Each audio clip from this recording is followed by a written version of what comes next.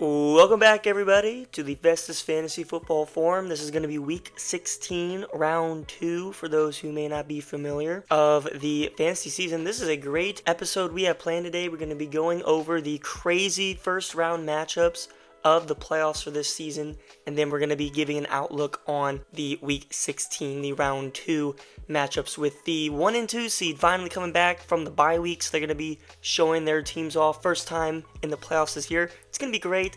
Hope you guys enjoy, and let's get right into this. Now, as I said, the Guardians and Lamar's backpack both going on bye week. Jay Gill keeping his starters rested. I like that strategy. I think both teams are benefiting from the bye week because they didn't really do too much starter-wise, so pretty lucky there, honestly. That's why they worked so hard in the regular season, and it really paid off. I think it's going to give them a great chance for round 2. But we're going to get to the matchups that we're all excited to cover here, starting off with what I thought would go a different way, ended up being a nightmare for the Achilles team. But we have the Little Giants taking down Aaron Rodgers' Achilles, 119-92.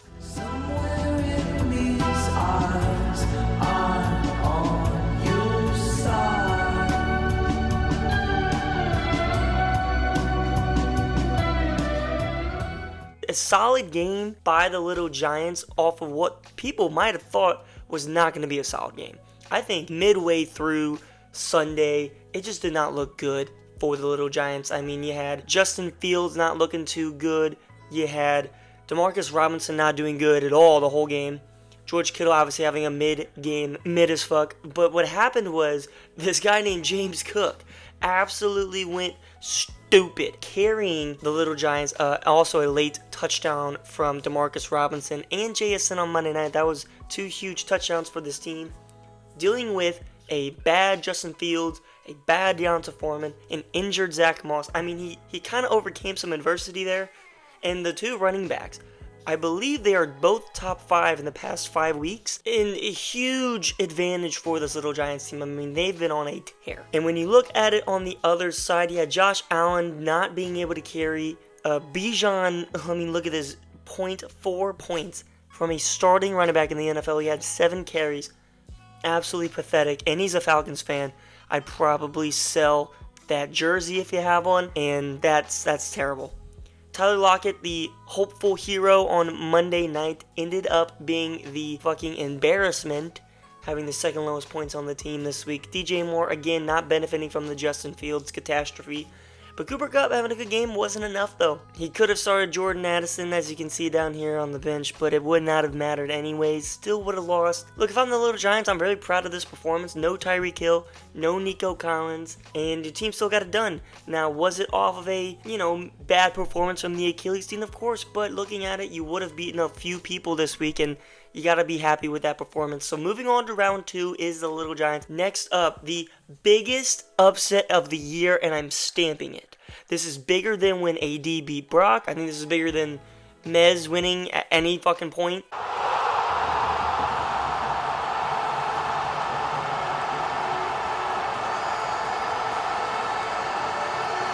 The corrupt Giants, formerly known as Team Armonte, taking down newly named I Hate CMC, and for good reason. We'll get into that. 155.86 to 141.92. I mean, this game was absolutely fucking insane. Like, wow. He fucking did it. He pulled off a miracle. This is by far the best game of the year, considering it's in the playoffs, considering the atmosphere. Everything that was on the line for these 2 teams going on to round 2 is the corrupt Giants. But look at this.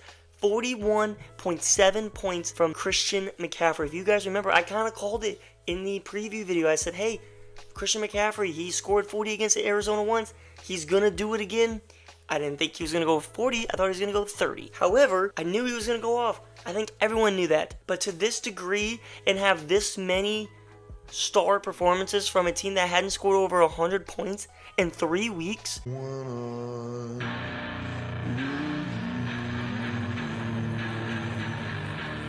It's insane coming from a 6 seed. I looked back, and this is the first time a 6 seed has won the first round of the playoffs in the last 3 years. Huge The 3 seed typically gets that, not a bye week in the playoffs, but it typically goes that way. And the Corrupt Giants, the best performance of the season by far on his part, coming in and absolutely upsetting one of the best teams in the league by a long shot. I mean, no one can debate that. He was a division winner. It was actually this division that he won. When you look at it, he had Jalen Hurts and A.J. Brown on Monday night, and it wasn't enough. Jalen Hurts had 2 interceptions. A.J. Brown went 5 for 10. These two guys had 11 points in one drive. The first drive of offense, they had 11 points. And he was down by like 30 maybe like 20 or 30 after that. And he still couldn't win. Darling, are you feeling mad? Yeah. Are you feeling kind of sad too? Yeah. You're. Think about that. Started off great on Thursday with Zamir White. Great play. Sam Laporta went full fucking legacy. Huge. Remember, we had the touchdown taken away from Calvin Ridley right here. That was huge. That would have been about 8 points. Just crazy game here. I loved it as a fan of fantasy football. This is what you love to see in the playoffs. It just means so much more. And for the Corrupt Giants to finally have something go their way, especially on a Monday night, great story there. We did it! We did it! We did it! We did it!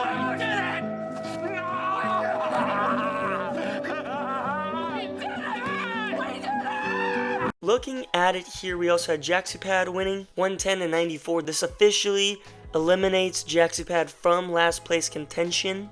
So congratulations to Jacksepad officially out of contention.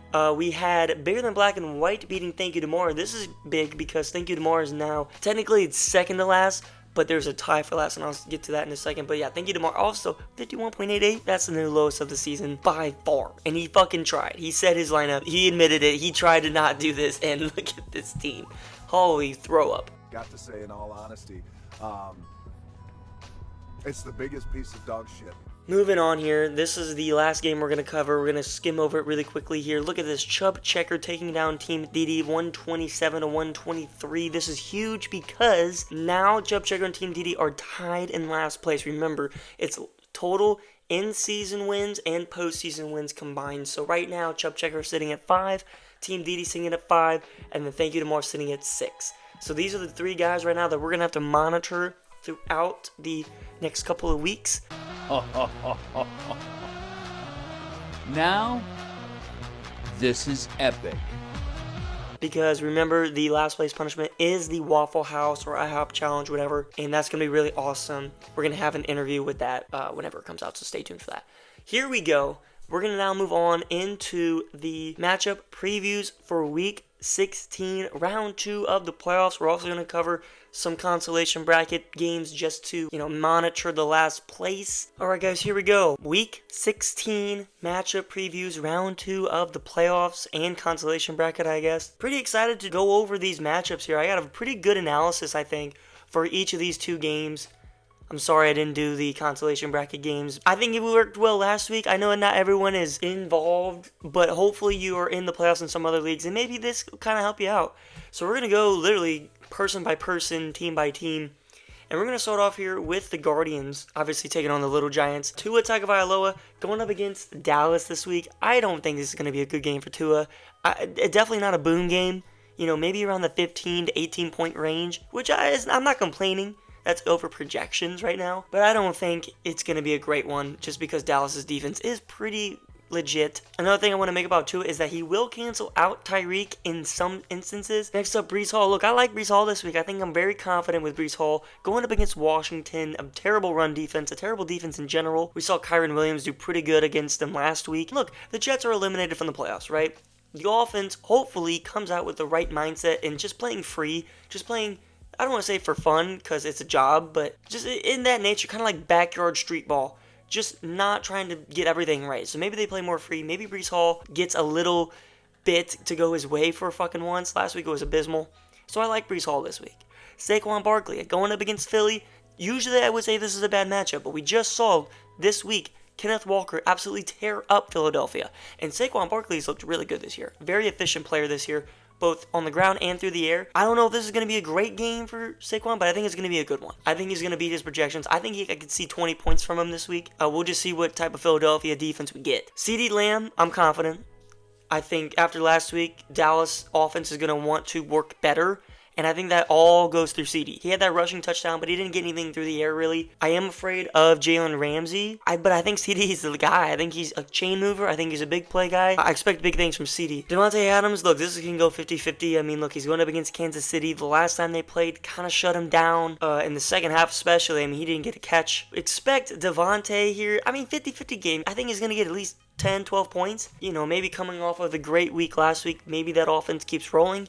I doubt it. Kansas City's defense is pretty good. Evan Ingram, another 50-50. Going up against Tampa, pretty decent matchup. But what will the game script be like? Will it be an Evan Ingram game? Will it be a Travis Etienne game finally, which we'll get to in the next matchup? If Trevor Lawrence even plays, that's another big thing to keep an eye on. For Ezekiel Elliott right here, look, it's going to be between him and Ramondre. I am hoping that they sit Ramondre one more game because then I know for a fact Zeke will get the basically whole workload. Because if Stevenson does play, it's going to be, I would say, a 50-50 or 60-40 split, and that just sucks. You know, I'm losing out so much on volume. However, the only thing to counteract that is the Denver matchup, okay? Because Denver is the worst team against the run this year. It cancels out the split volume, in a sense. Now, here is the big thing. The big thing for the Guardians this week, it's Terry McLaurin. He's getting the start over Joshua Palmer. Even if Keenan Allen doesn't play. And I'll tell you why, okay?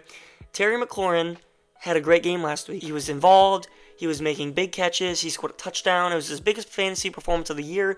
First time he's been over 100 yards all year. I truthfully think that there's no way that they get away from that. Now, obviously, the New York Jets matchup, that does deter me in a sense because it's the Jets. They're number one against wide receivers. They can really shut a team down if they want to. Yet, I go back through and I see so many instances where the Jets have given up a lot to a team's number one, and that is Terry. Even though Sam Howell's a stupid quarterback, Terry is the number one. And Terry is talented enough, like a Jalen Waddle, to go off. We saw it last week, and he did that in like a half. I can't start Joshua Palmer because of the matchup against Buffalo, right? Buffalo's playing for everything. The Chargers are playing for nothing. Easton 6 sucks. The offensive line is terrible. Honestly, I can't get burned in this game twice. I'm already going to get burned probably with James Cook. I cannot get burned in the same game by two different people. And I just have to take the risk that Terry's going to do good. Look, Terry McLaurin playing him this week, it's like when you take a multiple choice test and you get 3 or 4 of the same answers in a row, like 3 or 4 B's, C's in a row, you're like, okay, one of these got to be wrong. But you don't think they're wrong. So it's that really uneasy feeling that you don't want to do it, but you think it's right, so you have to do it. All in all, I think it's going to be a pretty decent game from the Guardians. But when we go to the Little Giants now, look, we got Justin Fields going up against Arizona.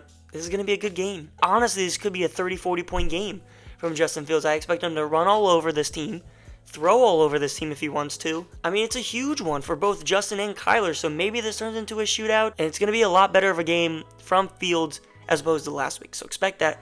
JT, though, going up against Atlanta, not on the injury report, so he's 100% playing. The question is, he's going up against a tough matchup, so how effective will he be? And if Zach Moss plays, what will the snaps be like? It's going to be the same deal like Ezekiel Elliott and Ramondre Stevenson, right? I think that Jonathan Taylor, it's a 50-50. Look, he's coming off an injury, and he has a bad matchup.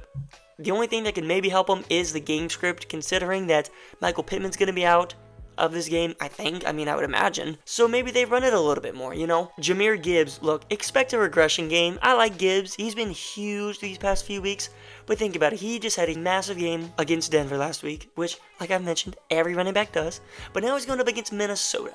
And Minnesota has been phenomenal on defense these past few weeks, especially guarding the run. So maybe this is more of a David Montgomery game. They haven't really been highlighting him as of recently. Against Minnesota, a division rival, I could see it happening in this game. Tyreek Hill, he's getting 40 points. At least 30. Okay, we all know the Cowboys secondary is absolute fraudulent, and Tyreek Hill, all he's going to do is just run past him. Okay, that's the thing though, if he plays, because we don't know for sure if he will. If it's an ankle sprain, typically that's 3 weeks. 4 weeks even. I don't think the record is reasonable at this point, so now the whole mindset probably shifts to be healthy for playoffs.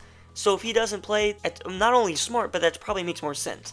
However, like I said, if he does play, it'll be a slaughter. Nico Collins. If he plays, I expect 20 points from Nico. It doesn't matter who the quarterback is. He's the number one. Although Cleveland presents themselves as a pretty tough matchup defensively, they're still going to give up some points. I think Nico is going to be the benefactor of that. Kittle, tough matchup. Going up against Baltimore, especially on Monday night. It's going to come down to Monday night, and I hate that. I hate that it's going to come down to Monday night. I will say this. He's only had one good performance the past 4 weeks, right? George Kittle has not been as involved as we know he can be. He had the good game a couple weeks ago, but other than that, he had 2 soft games before that. Last week was a really soft game against Arizona of all teams. So I would imagine that Baltimore is going to be trying to shut down CMC, maybe even Debo. Look, I think it's going to be a Kittle game. Lucky enough for Brock here, that trade's going to really pay off. Christian Watson probably won't play. If he does play, he won't be 100%. So honestly, I would look to pivot from Watson. You got Chase Brown, you got JSN. I don't imagine you'd start Marquise Brown at this point. So yeah, I'd pivot from Christian Watson unless you think he's going to be 100% against Carolina. It's up to you. James Cook, fucking hell. I pray to God he sucks. This is the deal with the Josh Palmer, right? I expect to get burned by James Cook this week.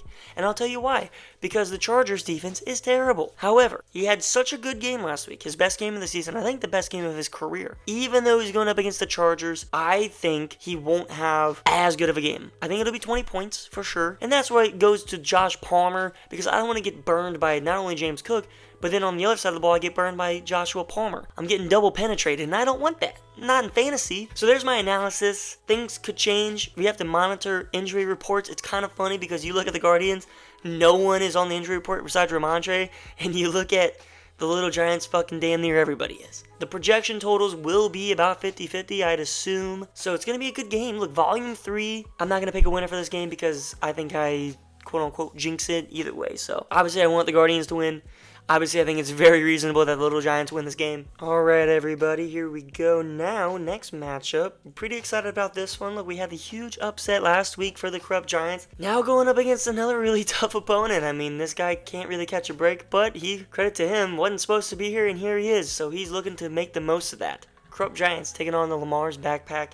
Huge projection total difference here, but that could change leading into the week. Starting off, let's do Corrupt Giants first, right? Jordan Love against Carolina. I don't think he's gonna have a good game. I think it's actually gonna be a sub 20 game, possibly 10, because Carolina, if you didn't know, number 1 against opposing quarterbacks, mainly because they're so bad they don't really need to do much. But it's very possible that Jordan Love has a really bad game. Maybe this is the time to start Kyler Murray. I don't know. Next up, Travis Etienne against Tampa Bay. Tampa isn't the best matchup for Etienne, but we could see a volume increase due to the last few weeks. He's had a pretty tough couple weeks, and the Jaguars are slipping.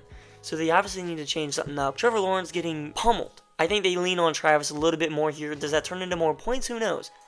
But I do expect higher volume. CMC, the huge reason that the Corrupt Giants is even here right now. Going up against Baltimore, though. One would have to think, after seeing what CMC did against Arizona last week, Baltimore would, maybe fucking key in on him. It's CMC. And Baltimore's a really good defense. So expect regression. I think it's going to be like a 20-point game from McCaffrey, right? So it's going to be under projection, but 20 points. Can you win with that? Sure. Is it what you want? No, you want more because it's McCaffrey, but kind of have to take what you can get. I think you'll get 20 points. T. Higgins, look, no Jamar Chase this week. That's huge. Going up against Pittsburgh with the terrible secondary that they have now. I don't know what's going on with him. T. Higgins, I think, is going to have a great game. Division rival. Bengals and Steelers always have tough matchups. And T. Higgins showing that he can be the number 1 on the team, as he did last week. I think it's going to be a great game from T. Higgins. I expect a huge boom week for T. Higgins. And I'm going to say the same thing for Cooper. Going up against Houston, Houston's secondary is flaky, and Amari Cooper is Joe Flacco's favorite or second favorite target. So he's going to force feed Cooper. When you have a suspect defense as the Houston Texans have, I think Amari Cooper can capitalize. I think Joe Flacco is going to take advantage of that. So expect big games. I can't believe I'm fucking saying this, but from their wide receivers. Cole Kmet.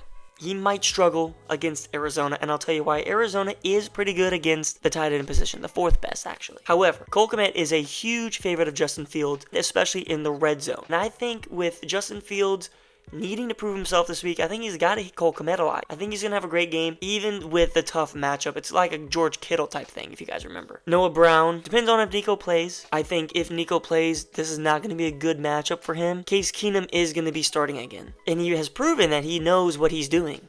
right? He loved Noah Brown last week. Tough matchup against Cleveland. This is a tough one. I mean, 50-50. I would lean towards a bust game from Noah Brown and Adam Thielen going against Green Bay. I think Adam Thielen duds. I really do. Green Bay's got a pretty good defensive line, going to cause a lot of problems. And their secondary, although suspect in some games, I think it's a lot better than the Carolina receivers. So expect his flexes here to have not good games at all, but the two starters to have good games. Great games, if you will. Lamar's backpack. Lamar Jackson, I think he's going to be good. San Francisco defense, although it's very elite, that's scary. I think Lamar, especially as a dual threat, I think he's going to do good. However, Nick Bosa is going to have some extra motivation playing against him. That might be the one downfall. Jerome Ford, probably going to dud because Houston's run defense lately has been absolutely phenomenal. I mean, you guys saw last week. Hell, Derrick Henry did, I think, 9 yards on 16 carries. And Jerome Ford, although very good, Houston's run defense has just been so good recently. It's the secondary of Houston that's been bad. So Jerome Ford, I really think he's going to dud. As for Derrick Henry, he will be better. I mean, he has to be better, right? He had the worst game, not only of his career, but the NFL. I mean, Bijan had a tough week last week, but Derrick Henry had 16 carries, 9 yards, 4 catches for a yard. That's fucking insane. That's like the worst day you can ever have. He just went out there and just got beat up. So expect a good game, a better game. Going up against Seattle, not the best matchup. However, it's Derrick Henry. He's going to do a lot better than last week, I guarantee you, because he is super embarrassed. Amon-Ra, he's going to be good. Going up against Minnesota, it's in a dome. Jared Goff likes playing in domes. Division rival, we saw Minnesota has a terrible secondary. Amon-Ra's going to take advantage of that. So he's going to have a huge game. Here is the big question marks. Keenan Allen did not practice again today. Today's Wednesday. I don't think, as a Chargers fan, that he's going to play this week. And that sucks, because I'm going to the game and I was excited to see Keenan. I don't think he's going to play. Why would you play? You have nothing to play for at this point. Maybe stats, but you already broke your fucking season career totals. Keenan Allen's probably going to sit again. That means that I would expect D-Hop to move into this Keenan Allen spot right here and or Jaden Reed. Jaden Reed is probably not going to play as well because he did get injured. Monitor that. So let's just assume that D-Hop goes into this spot right here. And D-Hop going up against Seattle, it's going to be a 50-50 game. Okay, if Ryan Tannehill plays, that's not the best. I mean, maybe you get 10 points out of D-Hop this week. David Njoku, gonna be good. He's Joe Flacco's favorite target, arguably against Amari Cooper, which that would be a good game for both of these managers to watch. So that'd be fun. I'm not gonna spend too much time on it. He's proven to be one of the best tight ends in the league. Stephon Diggs, huge game incoming. Okay, he hasn't had good games recently. And that's because, if you guys have noticed, James Cook having monstrous games. Stephon Diggs hasn't. So call me crazy here. I think it's going to be a Stephon Diggs game. Okay, and I can't help but think that because, look, moving into the playoffs now, they need Stephon Diggs to be focused, right? They need this confidence to stay up. He hasn't been involved much, and although they're winning games, he's kind of a diva, so you kind of need him to be, locked in. Because it's been too many James Cook games, right? When you're looking at a team, there's a lot of personalities.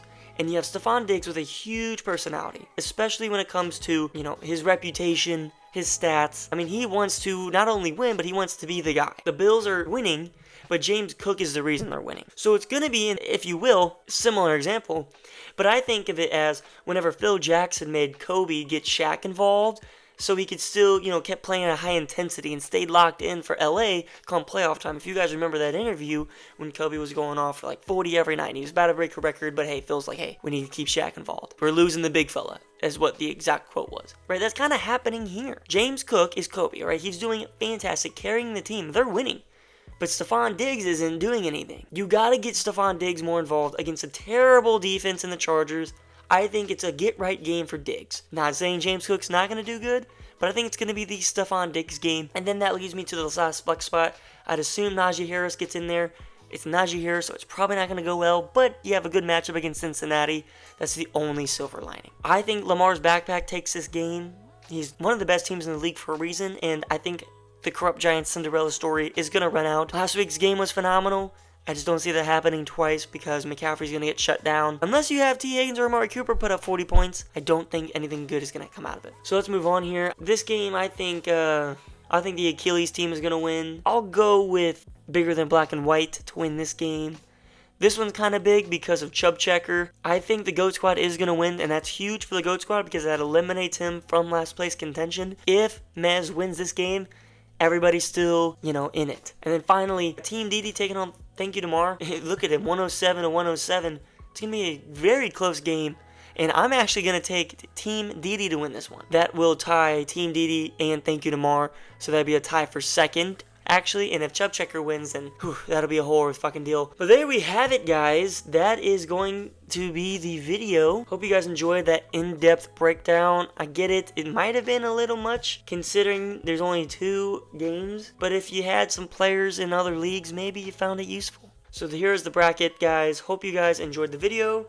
If you did find anything out of it, hope you guys, use it to your knowledge in your other leagues. If you're in the playoffs in other leagues, if you're facing up against me in other leagues, don't use the things I said. Talking about you, Mez. Good luck to everybody. The Little Giants. Good luck to the Guardians. Good luck to the Corrupt Giants. Good luck to Lamar's Backpack.